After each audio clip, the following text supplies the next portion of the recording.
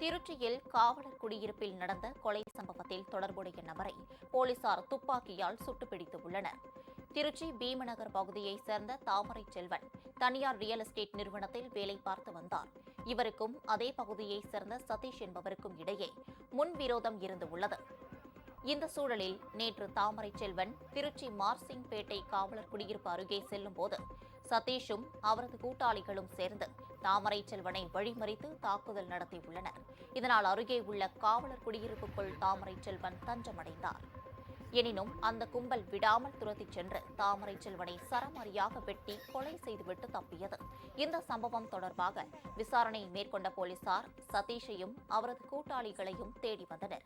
ஸ்ரீரங்கம் அருகே கொள்ளிடம் ஆற்றங்கரையில் பதுங்கியிருந்த சதீஷை பிடிக்க முற்பட்டபோது ஜார்ஜ் வில்லியம், மாதவராஜ் ஆகிய 2 போலீசாரையும் அரிவாளால் வெட்டிவிட்டு தப்பி ஓடியதாக தெரிகிறது. இதையடுத்து போலீசார் சதீஷை துப்பாக்கியால் சுட்டுப்பிடித்து உள்ளனர். சதீஷின் காலில் துப்பாக்கி குண்டு துளைத்து காயம் ஏற்பட்டதால் மருத்துவமனையில் அனுமதிக்கப்பட்டுள்ளார்.